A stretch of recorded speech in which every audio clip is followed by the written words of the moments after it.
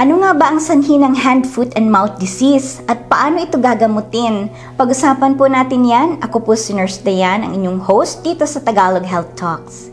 Ito pong hand, foot, and mouth disease na may abbreviation na HFMD ay sanhi ng isang virus, lalo na po yung tinatawag na Coxsackie virus. Isa po itong kapamilya ng tinatawag na enterovirus. Una po itong naitala, itong HFMD outbreak sa Toronto, Canada noong 1957. Pero kumalat na rin po ito sa iba't ibang bahagi ng mundo.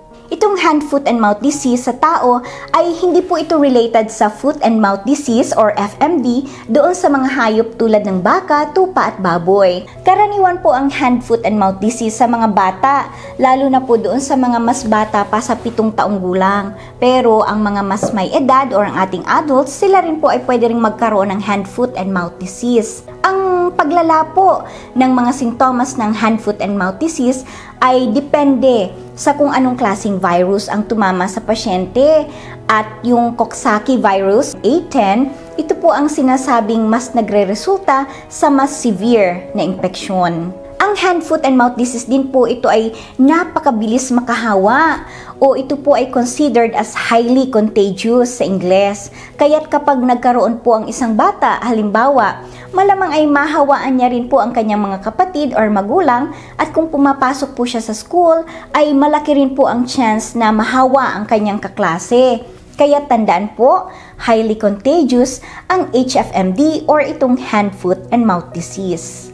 Paano ba nahahawa ang isang tao ng hand, foot, and mouth disease? Ang virus po na nagdudulot ng HFMD, ito po ay matatagpuan sa mga sumusunod. Ang una po, sa ilong at sa mga secretions mula sa lalamunan ng infected na tao. Halimbawa po ay sa kanyang laway or sipon.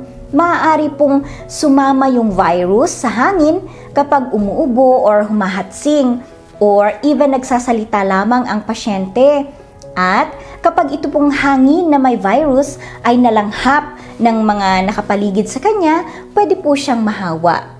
Ikalawa, matatagpuan din po ang virus doon po sa fluids sa loob ng blisters ng hand, foot, and mouth disease. At ikatlo, sa dumi ng infected na tao. Ito po yung tinatawag namin sa medical term na pwedeng mahawa through fecal-oral route. Kaya tandaan po na kapag humahatsing or umubo ang isang infected na tao sa kanyang kamay, tapos nakipag-handshake po siya sa isang pang tao or humawak siya sa isang bagay, nahahawakan din ng isa pang uninfected na tao, o kaya ay kung dumumi siya sa banyo at hindi siya nakapaghugas ng kanyang kamay ng maayos gamit ang sabon at tubig, malaki po ang chance na siya ay makahawa sa iba. Kailan ba usually lumalabas ang mga sintomas ng hand, foot, and mouth disease? Or ano ang incubation period ng hand, foot, and mouth disease? From the time na makapasok po ang virus sa katawan ng pasyente, maaari pong lumipas ang 2 hanggang 7 araw bago siya makaranas ng mga senyales at sintomas ng hand, foot, and mouth disease. Ano naman ang mga sintomas ng hand, foot, and mouth disease or itong HFMD? Ang pinakakaraniwan pong ikino-complain ng mga pasyenteng may sakit nito ay sore throat. So, masakit po yung kanilang lalamunan. Kaya't karaniwan po sa mga infected na tao ng hand, foot, and mouth disease ay nahihirapan silang lumunok ng tubig at kumain. Ito po ay nagre-resulta sa kawalan ng ganang pagkain or loss of appetite. Ang pagkakaroon po ng low-grade fever usually ay mas mababa or around sa 38.3 degrees Celsius or mas mababa sa 101 degrees Fahrenheit. Ito po ay palatandaan din ng hand, foot, and mouth disease. Nanghihina din po ang katawan nila at mabigat yung pakiramdam nila. Maaari rin pong mapansin ng magulang or pasyente at ng kanyang doktor na may rash sa loob ng katawan ang pasyente, lalo na po sa dila at sa loob ng bibig.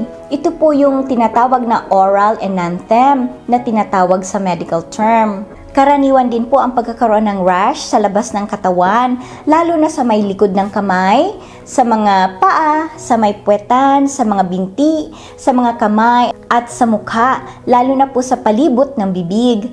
Ang hitsura po ng rashes associated with hand, foot, and mouth disease, ito po ay pwedeng yung tinatawag na macular. Pag sinabi po nating macular, ang rash ay mapula pero flat.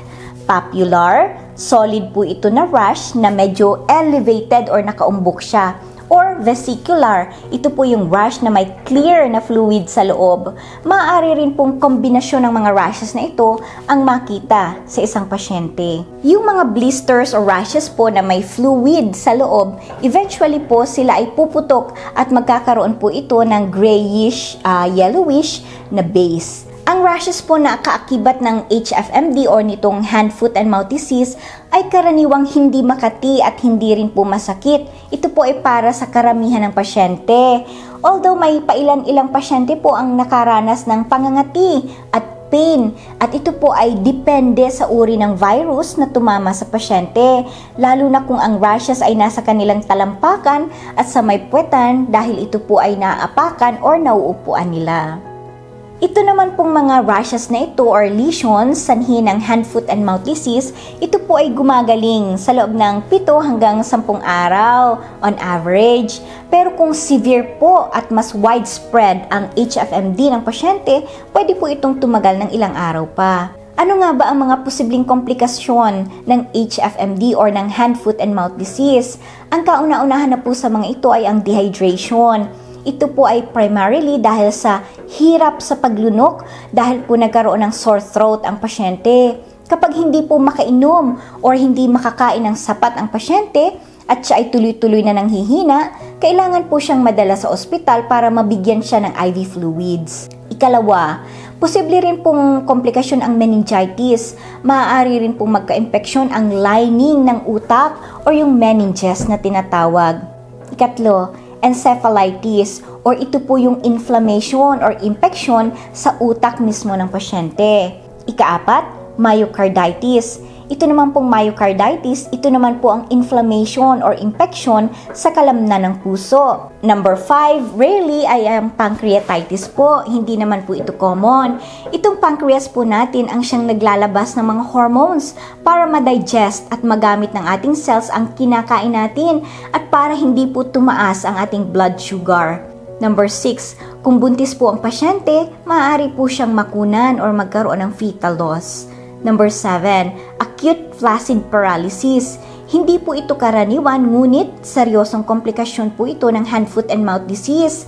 Ang nangyayari po sa acute flaccid paralysis ay nanghihina ang kanyang mga kalamnan at ang mga reflexes niya. Nakakaranas po ng mga sintomas tulad ng polio ang pasyente, although sila po ay magkaiba. Kaya't kung makaranas po nito ang pasyente, siya ay itetest din po sa poliovirus to make sure kung ano ang sanhi ng panghihina ng kanyang kalamnan at reflexes sa katawan. Paano ba nadadiagnose ang hand, foot, and mouth disease? Kalimitan pong magbabase ang inyong doktor sa mga sintomas ninyo during sa physical exam ninyo sa kanya. Ang virus po ay pwede ring makita sa dumi ng pasyente sa loob ng 6 na linggo at sa kanyang lalamunan at bibig sa loob ng kulang-kulang 4 na linggo. Yung mga rashes po na may fluid sa loob, pwede rin po itong itest para ma-differentiate kung ito ba ay may varicella zoster virus na siyang sanhi ng chickenpox, kalimitan sa mga bata at shingles naman po sa mga mas nakakatanda. Meron po tayong video ng shingles dito sa Tagalog Health Talks at ilalagay ko po ang link dito sa description box sa baba. At pwede rin po itong itest ang vesicles or blisters kung may herpes simplex virus ito. Paano ba ang paggamot sa hand, foot, and mouth disease? Since ang sanhi po ng hand, foot, and mouth disease ay isang virus, hindi po ito ginagamitan ng antibiotics. Usually ay ang gamot na ibibigay sa pasyente ng kanyang doktor ay base po sa mga nararanasang sintomas ng pasyente. Halimbawa ay kung siya po ay may lagnat at nakakaranas siya ng pananakit, ng kalamnan or doon sa mga blisters niya, pwede pong mag-prescribe ang kanyang doktor ng paracetamol at NSAIDs. Para po yan sa lagnat at kung may masasakit na blisters. May ilang doktor din po ang nagpapayo na magmumug or maggargle ang pasyente ng pinagsamang liquid ibuprofen at liquid diphenhydramine para po ma-coat ang ulcer sa bibig ng pasyente kung meron man. Then ito pong mixture na ito ay karaniwang iluluwa ng pasyente. Ito po yung tinatawag na swish then spit. Hindi po yan nilulunok. Then maghintay po ng mga around 30 minutes bago uminom or kumain para maka-action muna po yung gamot sa inyong lalamunan.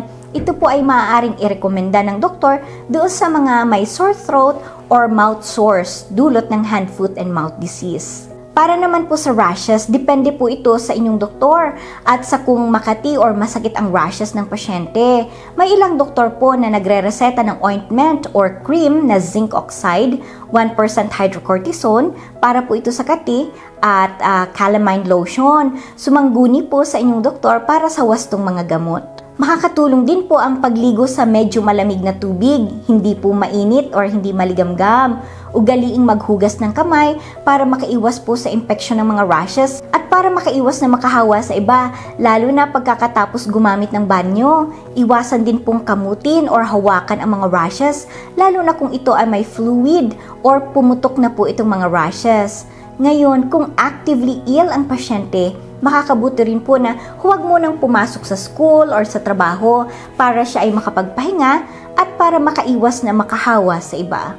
Ano naman ang prognosis ng taong may hand, foot, and mouth disease? Pagdating naman po sa prognosis ng hand, foot, and mouth disease, ito pong viral infection na ito ay kalimitang nare-resolba at ang marami pong pasyente ay nakaka-recover kaagad. Usually, 10 to 14 days po tumatagal yung pakiramdam na may sakit ang pasyente at ang paggaling ng kanyang mga rashes. Kaya't maganda naman po ang prognosis ng hand, foot, and mouth disease. Kung nagustuhan nyo po itong aming video at nais nyo pa pong makapanood ng iba pang Tagalog Health videos, pakilike lang po at mag-subscribe dito sa aming channel, dito po sa Tagalog Health Talks. Muli po, ako po si Nurse Dayan at ako rin po ang creator ng Tagalog Inspirational Talks at maraming salamat po sa inyong panunood.